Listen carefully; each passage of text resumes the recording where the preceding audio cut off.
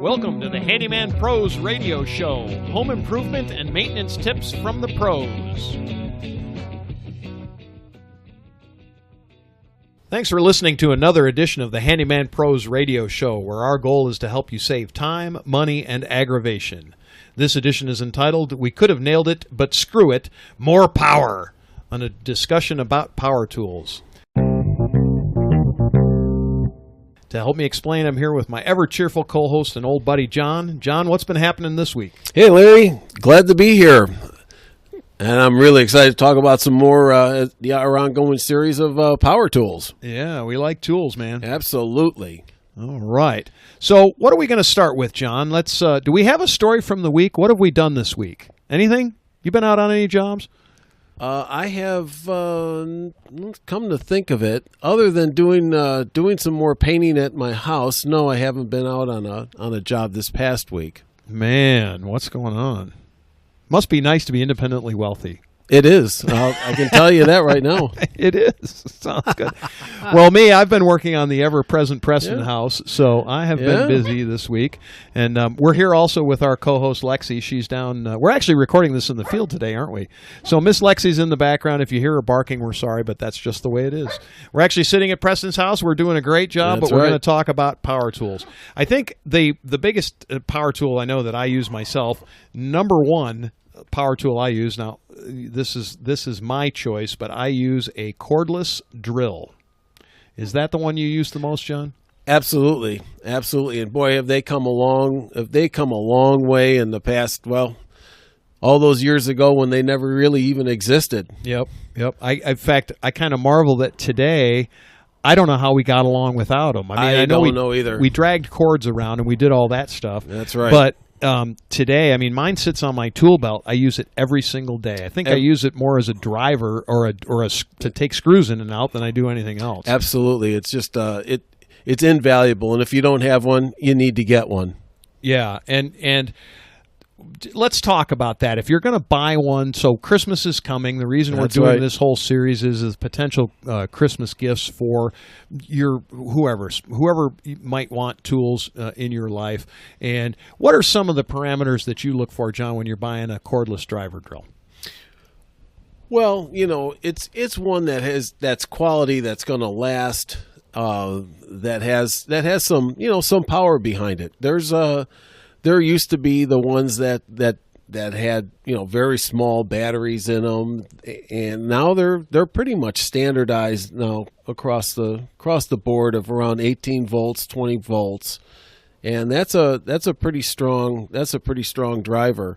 So I have a question. Yes. So we have this passion hobby called RC flying, and we work radio controlled flying. We fly radio control airplanes, and we work a lot in the electric area.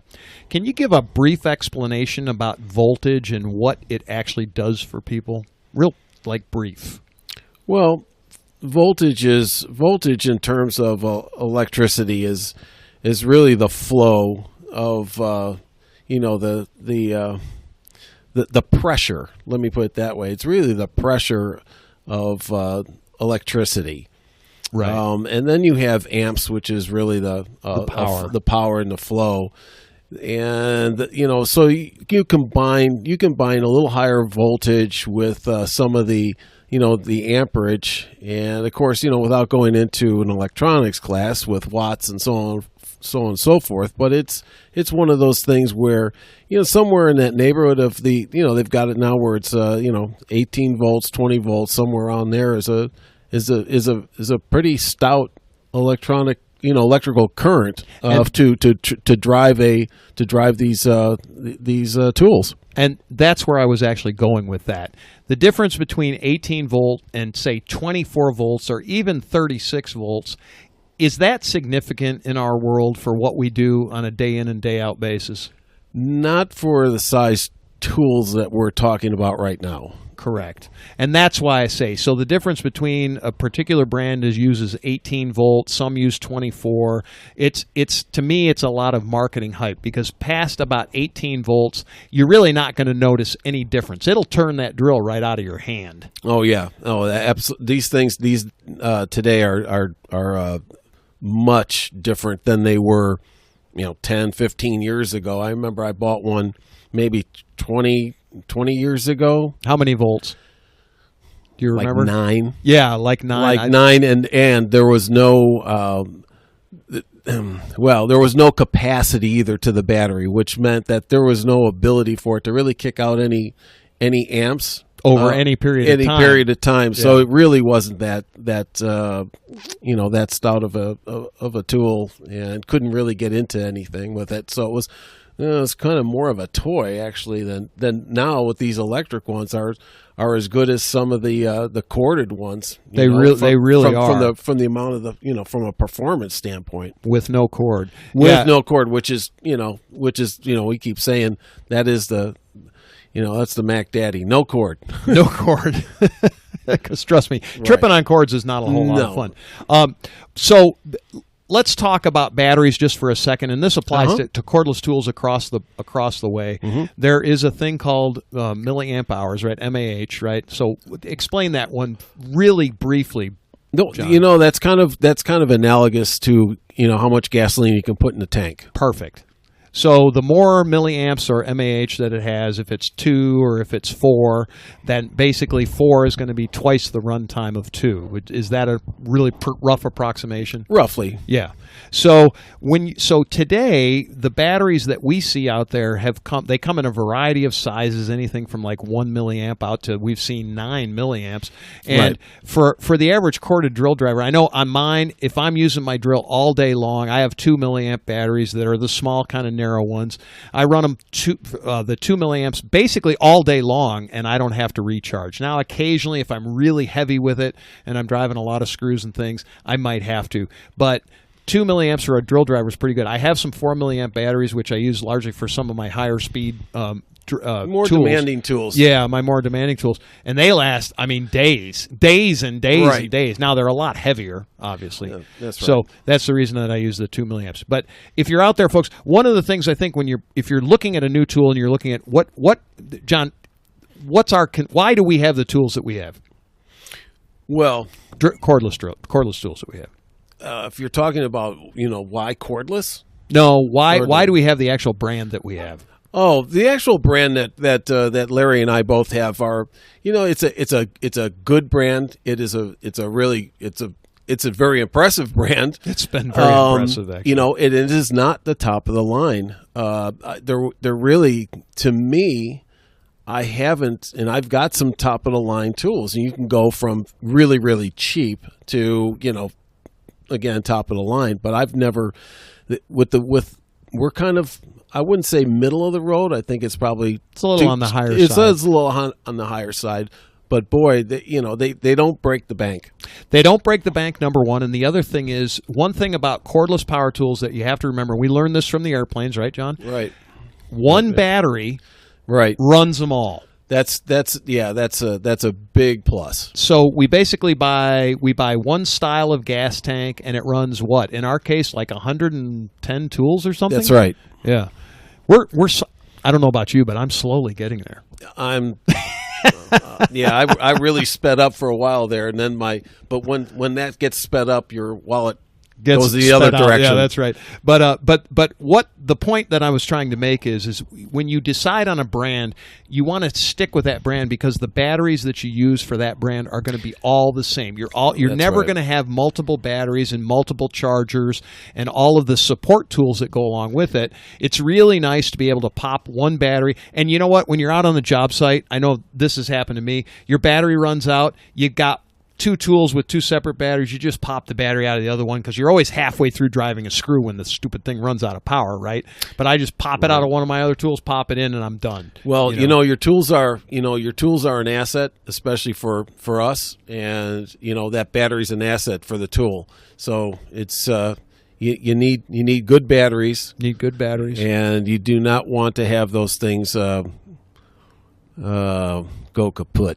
They will eventually go kaput, right? They're limited in their charge cycles and things like that. We'll do a show actually on batteries and all that stuff coming up in the future sometime, because we have extensive, from the model airplane world, we have extensive battery knowledge, probably nearly as good as almost anybody in the world. Yeah, and those batteries were on the cutting edge of the chemistry that was allowed to be. Absolutely. So anyway, we'll do a topic on that. But if you're going to choose a cordless driver, choose one that if it has other tools that you might have interest in, it all runs on the same batteries. That would be my suggestion, is make sure that you have the batteries that are all the same, because there's other things that go along with it. And it just allows you to buy extra batteries, and then you can run multiple pieces off of it. So that's that solution. One thing, John, I know for myself anymore, I don't use nails. I very rarely use nails. I largely use screws now, and it's a result of having this cordless driver drill. That's right. And you see a lot of people, you never really saw, and that's kind of interesting, because you never really saw the amount of screws being used 40 years ago. Right. Well, because if you had to turn them by hand. That's right.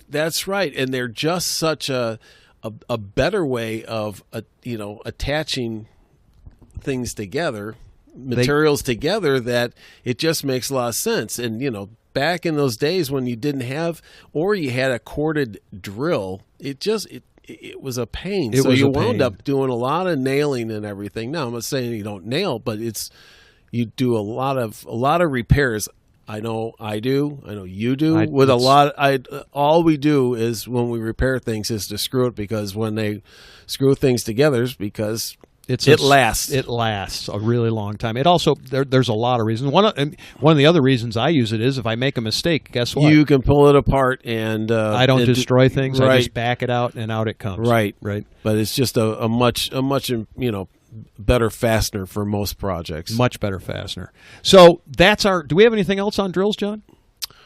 I really don't. If something comes to mind, I'll bring it back up. So let's just do a quick synopsis. You're going to need at least an 18-volt drill, but anything past that, 18 to 24, is about the most economical size that you're going to need. You really don't need more than that. They develop more than enough power. They're really fantastic. Brand, you want to stick with one brand because of for battery reasons. You want to use the same battery for all of your various different tools. And I'll just say that because they're those batteries can become expensive. So when you want to stick with one brand, that's why, because the batteries generally don't go from brand to brand. To brand. Yeah, it's pretty rare that they go brand to brand. So you make an investment in those batteries, and you want to stick with that brand that fits those batteries. That fits the batteries. The rest of it is pretty much a personal choice. It's what do you like? How does it fit in your hand? Almost all of them are 3/8-inch chucks, so there's nothing really to discuss there. Most of them are chuckless or keyless, so you don't need a key on it. You just tighten everything up with your hand. There's about 10 billion different attachments you can put on them, so you don't really need to worry about that, and that applies to all of them. That would be. Is there anything else? Am I missing anything? I don't think so. It really is a must-have today, I think, anyway.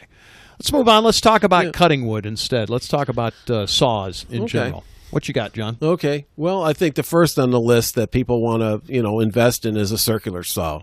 Yep. Okay, that's your classic saw. That's skill saw. A skill saw that used to be called a skill saw, and those, it really is a necessity. You can do a tremendous amount of work with a circular saw. Yep. I mean, from cutting at angles, mitering, cutting big sheets, ripping wood. It's really one of the. If you don't have one, it's a must-have. It's a must-have tool. I have changed the blades and put on masonry blades. Correct. And cut brick, cut concrete, absolutely, cut metal. You can change the blades. You can do pretty much anything with a circular saw. And once again, we're talking about cordless. Well, that we have. I have both. I have a corded one. I do too. It kind of, this is one area where maybe you go cordless, maybe you go corded. It kind of depends. If I'm cutting masonry, which I've done a lot of, or cutting bricks, I use my corded saw because needs it needs the oomph. There's no doubt about that. But when I'm doing general wood cutting, like, and I'm doing a project, mostly on the handyman side, if I'm doing a project and I'm not cutting masonry, I'm not doing anything really heavy, we use that same brand. There's a brushless cordless circular saw that's fantastic. You slap a battery in it, you carry it up on a roof, it's unbelievable. It's unbelievable. It really is. And that's when I was saying earlier that, when we were talking about saws, I had my mind around the cordless, and you're right about having both corded and cordless. But I can't believe how much work that I can do with a cordless circular saw. Yeah, it's been kind of a surprise. It's been a huge surprise to me. Yeah. So it really is kind of up to a personal thing. They're actually very similar. Well, if you're going to buy a corded circular saw, invest the money, buy a really good one. Yeah. I have I'm going to use the brand name. I have a Milwaukee saw that I bought in 1985, and it's the same circular saw. I've been using it since 1985. It has lasted and lasted and lasted, and it's cut a lot of stuff. If I were buying today, I'd look at a Makita, I'd look at a Milwaukee, I'd look at any of the better brands. I'd plan on spending on a good corded one, or probably around $200. It's funny. I think I even have a skill saw, skill saw, a skill saw from the 1960s. Yep. And that they last a really long time. But buy a better brand. Don't. We've talked about it with their tools in general. If you buy the cut rate stuff, there's a time and a place for it. If you're just doing certain things, and it's pretty simple. But if you're going to spend the money on a good circular saw, buy a good one. And when we talk circular saws, we're generally talking a 7 1/4 inch circular saw blade. So that's my opinion. The cordless ones are what, John? What we invest in our cordless ones? I don't remember. We bought them as a package, so there was kind of they came with a bunch. I can't remember. I think they're that one was with probably right about $100. Probably around $100. Yeah, so probably around $100. So that's just to kind of give you an idea. We didn't really talk about prices on the cordless drills, but a good cordless drill, you're gonna, if you buy it alone, a lot of these things come in packages. On the drills, about $60? Yeah, they're $60. They're really reasonable. Comes with a battery and a charger usually, so you don't even have to worry about that. So circular saws, you really got to have one. John, what other kind of saws would we talk about? Well, the other one that I use quite often is a jigsaw. Yep. This is a kind of a vertical reciprocating type of saw that you can do scroll work with. And when I say scroll work, it's corners and creating circles and going through wood, and just going through wood like a pair of scissors, really. Right. That you use on a piece of paper to cut a circle. So I do use that quite a bit. Now, I've used my corded one until I invested in the cordless one. Yeah. And now I don't even use the corded one anymore, even when I'm in my shop. Right. I use the cordless one because I really enjoy not having to take the cord. Anyways, folks, are you catching a theme here? Yeah, there's a theme here, that because these tools have come a long way. But from the perspective of what you're asking here, is that from a jigsaw, you can do a lot of. It's kind of fine work. It has its place. Yes. And if you're going to do a lot of detailed work to create cabinets or to create furniture or other kind of woodworking, it's a must-have. It's a must-have. And just another quick note: all dependent upon blade. Correct, John? Right. So you can have all types of different blades, from big tooth blades to rip things fast, to very fine and bimetal blades for using on metal. Yeah, you can cut metal. They're really good for plastic as well. So if you're cutting plastic really pipe, is a great tool. Things like that, really, really good to use.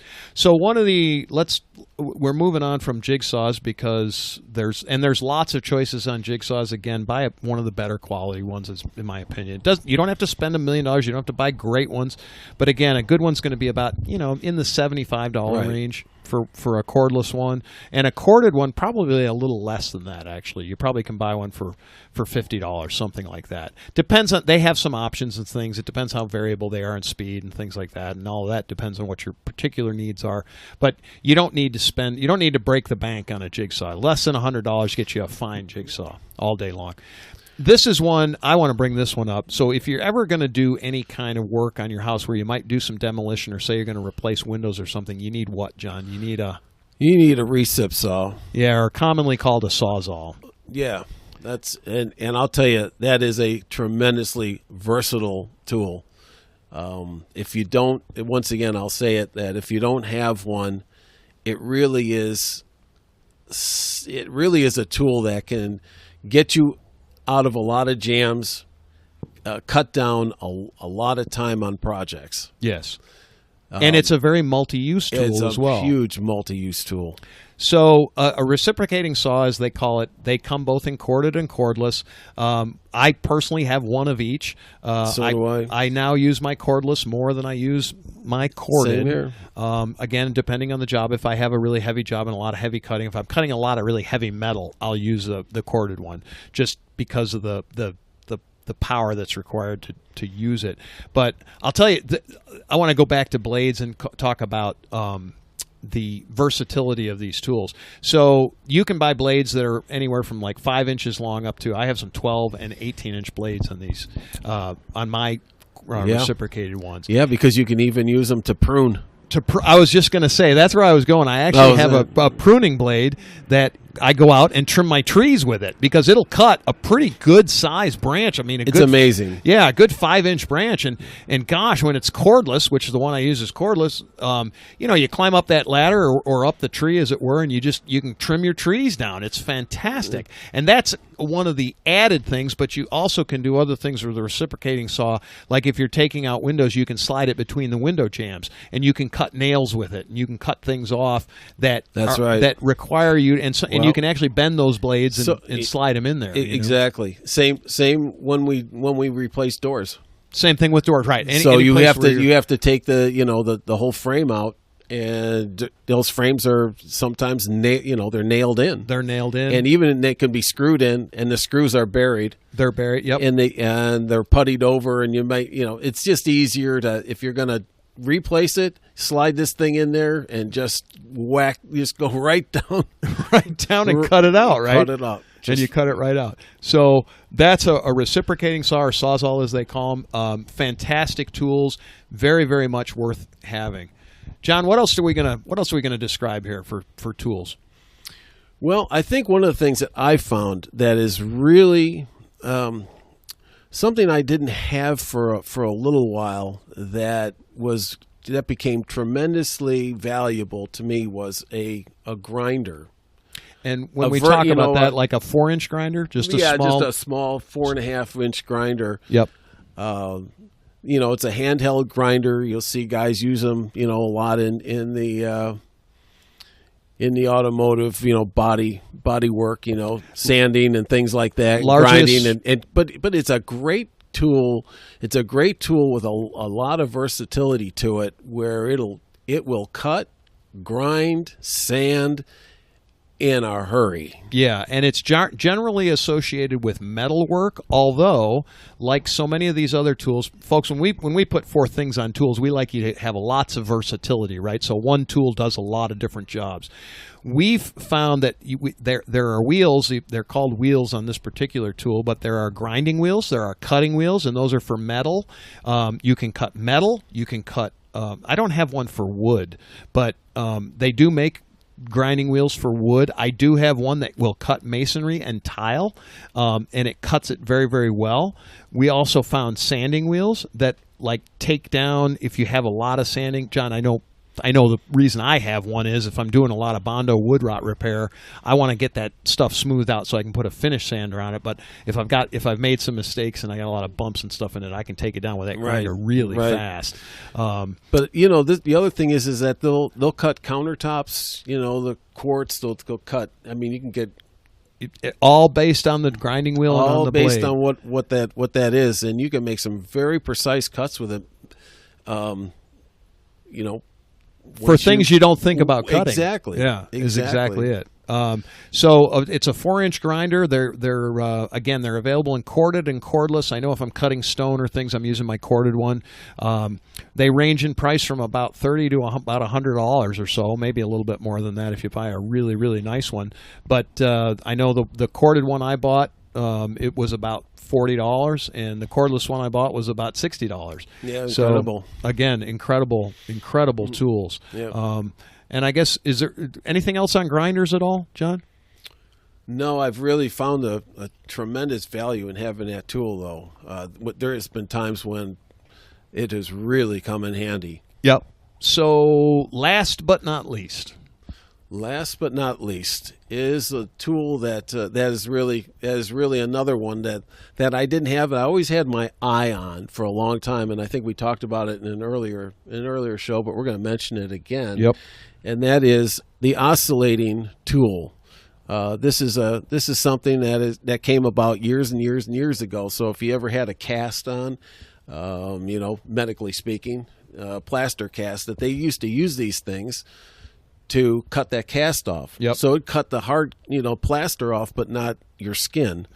And that's kind of how they started off. And, I wanted to give you the whole story on the thing, but now the patent has come off these things, and they've come down way down in price. And they are just a tremendous tool. Once again, there's a lot of different blades for these things, and they just have a high frequency, back and forth. Very small throw on the cutting cycle of it, but boy, you can really get in some really tight places and very versatile. So let's just go. We've been talking about what can you cut with them.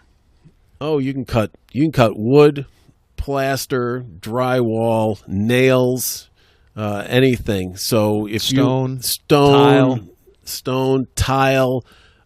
Great for grout removal. One of the best. If you're going to do your showers, folks, and re-grout it, this thing will save you a ton of time. You can buy a little diamond.